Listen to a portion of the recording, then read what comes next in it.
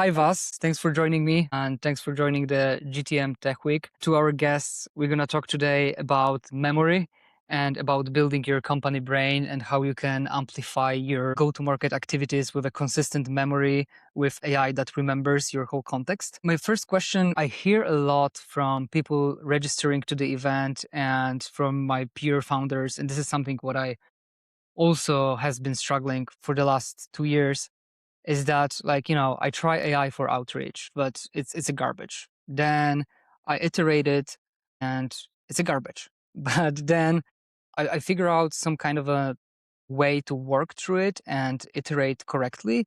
And then I need to reimagine it every single time for the new campaign. Or the same with offer creation. I create a workflow, I create a skill for creating presentation for the client to show the whole offer. But then when the new contacts come in, I'm lost and I'm doing this all over again. As you spent last 2 to 3 years building AI memory, can you tell us what's broken about how companies use AI today? Yeah, thanks for having me, first of all, and I'm looking forward to the workshop. I'm Vas, I'm founder of Cognee. I've been building a memory for 2, 3 years. My background is in data engineering, cognitive sciences. Now, in terms of why I started with memory, I had the same exact problem like you did. I created an app to personalize my habits and give me suggestions on what should I do in day to day, and I could not really make it work for other people after I set up my own workflow. I realized that the context not only gets lost, but that I didn't have a right way to store the context, manage it, and share it across all the different patterns of usage I was doing. And as humans, we have 75 ways of doing something, and every individual likes their own little way of doing a particular operation. But just managing that, sharing that, and contextualizing that is a really difficult problem. And LLMs are not designed for that. LLMs have no state, they forget as soon as you interact with them. They only run when you tell them, and they run a specific job at specific time, just in that context they live in. But they don't really understand that there is much more nuance in the world, and that's something we're going to solve. But if you look at some most popular harnesses like Claude or like Codex, then there is some kind of a built-in memory, and you can work in projects, you can work in specific folders. Why it's not enough? Like, what's the primary reason that you cannot just use your Codex or Claude app to have your memory? Yeah, well, when Cloud Code leaked and we all got to see the source code, one could understand that the agentic loop is not that complex to make, but that the 70% of what the code contained was like kind of ways of making sure that loop stays on track, right? That's the hard problem.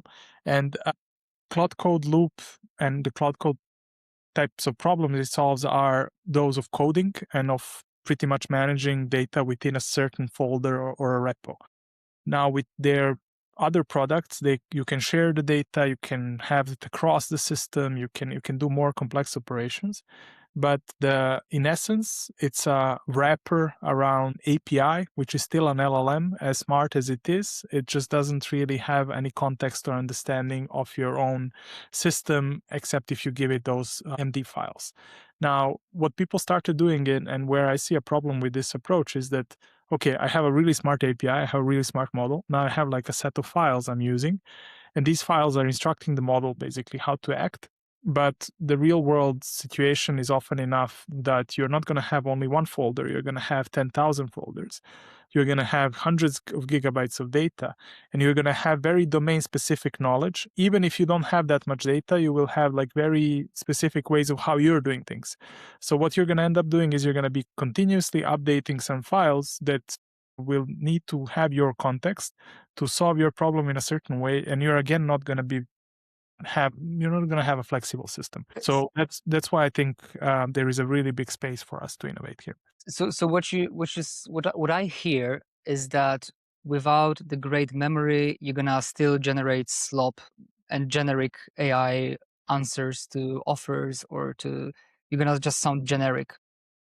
Yeah, and even if you give it as many instructions as you want, then your instructions are living in different parts of the system. So now you need to make sure that these are updated and consolidated. So you end up with making much more work for yourself than you should. So if you have memory and if that memory is keeping track of where is what and how are things updated and what's happening, you're moving forward. So it's like Excel spreadsheets versus a database.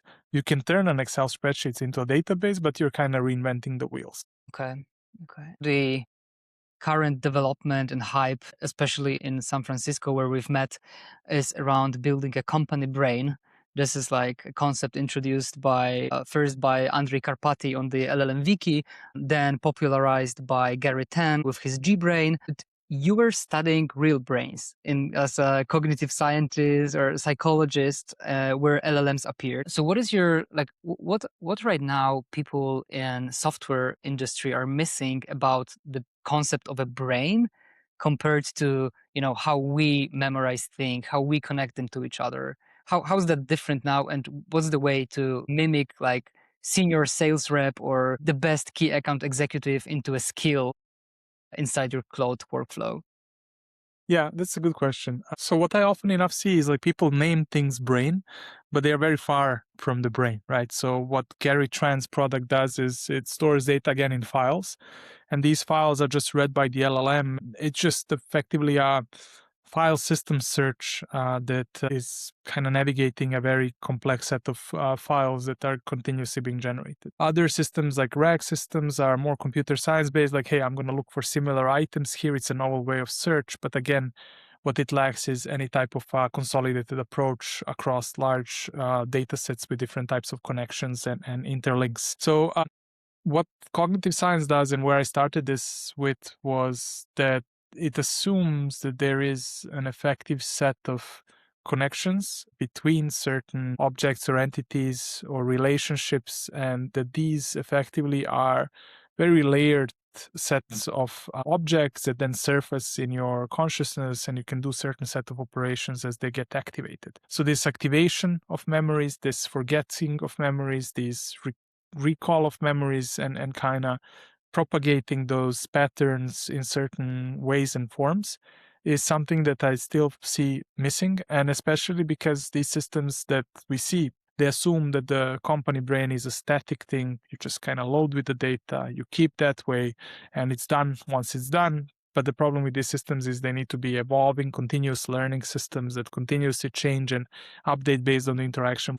And that's what we are doing. And we assume that there is going to be a fit function of like that's already modeled in cognitive sciences, that you can say, hey, this is the function, an objective reward function or whatever you want, that is actually visible to the user, that you can tweak, that's going to give you the right set of parameters and responses based on your interaction with the system, and it's going to change the system back. Whereas right now what I see is that, hey, this is just some brain-like structure, but it lacks that like loop, that self-improvement loop that agents now are starting to get, but the memory is still not having.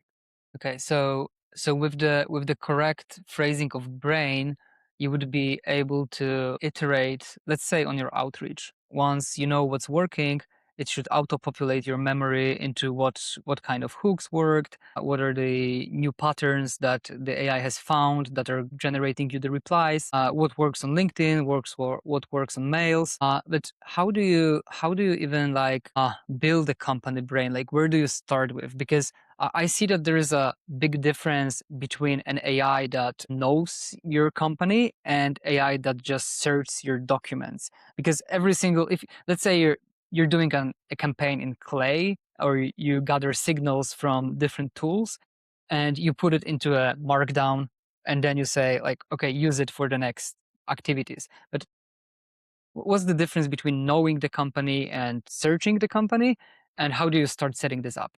Yeah, so that's what we call an ontology. Ontology is this representation of knowledge within a company and the definitions of certain entities and business processes.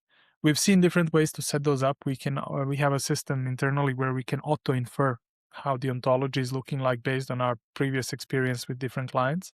And that's something that, for example, we took us 2 months to do in the end of 2024.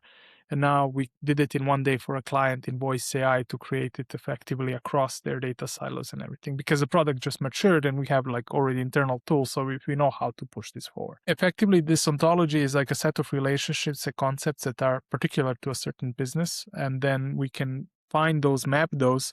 When you say a business year, we know it, you mean that it starts on March 3rd, maybe, because that's how your accounting is set up. Or when you say revenue, we know it's EBITDA. Or where you say, hour, it means a subsidiary in Germany and Poland together. So this is effective set of mapping and connections we do. And then we connect that to the data that comes from the other systems like, CRMs or data warehouses or unstructured data like PDFs. And we create a grounding of that data in memory. And we create also a certain set of prioritization where when you're searching that data, you can find weights and importance of certain elements and files as you interact with them. So that's how the company brain from our perspective starts. And then as you interact with it, it evolves, changes and updates. But what you are mentioning there is that, in a sense, a company brain should be able to plug in from any data source. So any type of database or a system of record, and it should also be able to plug into any agent, and a human should also be able to correct it when it doesn't get things, and it should be able to correct it once, and it should learn from that for the future. So that's where we are kind of going with our product direction, and what I'm seeing also others are starting to accept now. So let's say I have my CRM records, I have my emails context, and then I have my Excel with my revenue targets. I upload this to AI and it figures out itself how the brain should work, or does it require me to spend a lot of time on setting up the definitions, setting up the metrics, and where am I involved to make sure that, you haven't just figured out something for me that's totally off the true? Like, where is my control? Yeah, so you see on top, so you ingest the data and everything is done automatically, and you go and inspect like a visualization that says like, hey, this is your kind of, if this is how AI understood your view of the world, and correct this or correct that, and then you know what needs fixing. We're now from our side working also on making that part of the UI, so you can effectively like also say in the UI, hey, I don't like that, or I want this changed. But that's the control surface, right? So you don't want to go into the code and change it. You want your agents to change the code, and you just want to say to the agents like, hey, this is like where I see or expect the change to happen. And that's pretty much that. That's Okay. kind of And it doesn't require any like proficiency in coding to see it and understand it.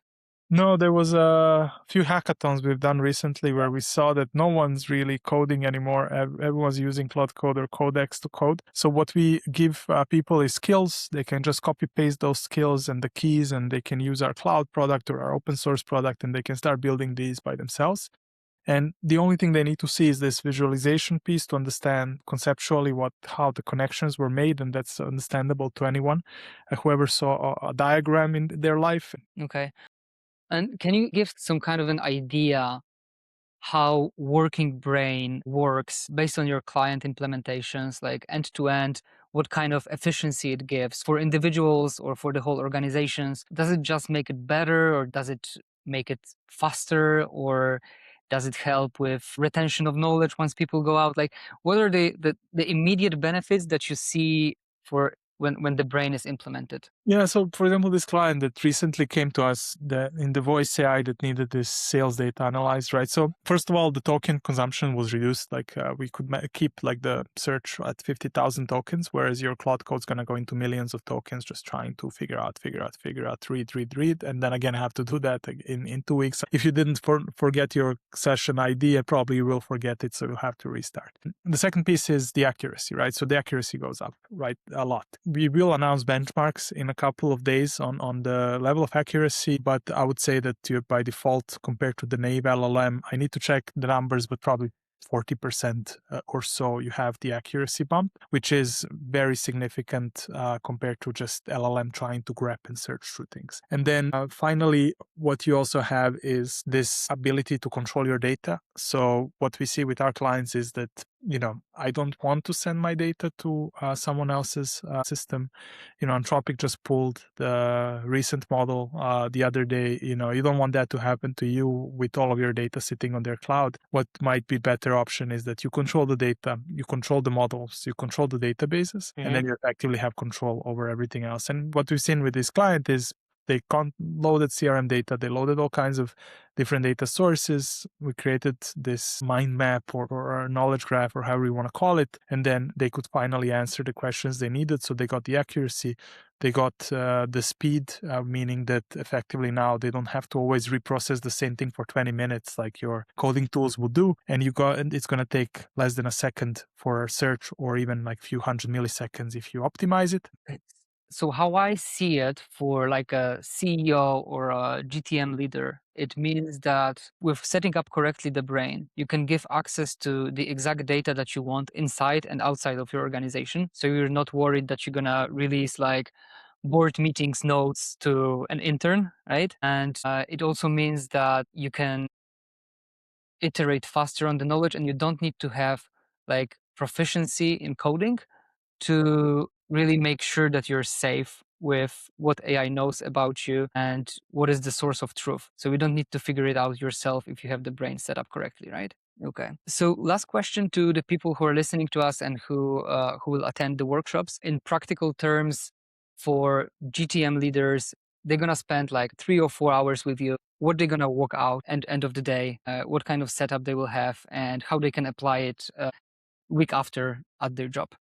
Yeah, so I think what they will come with is understanding of how to use their cloud code and their tools and the patterns they've had. What they'll come out with is like, hey, I now know how to step by step set my own company brain, like how to connect my data, how to load it, and how to do that myself without having to ask anyone for help, and how to start actually pulling that data with my other automation workflows so I can effectively start engaging the audiences, reaching out and have better messages and everything that they need to accomplish their work better, and also how to kind of visualize it and how to see that this works, and how to understand how the data was connected. Okay, perfect. So thanks a lot and see you. Bye bye. Bye.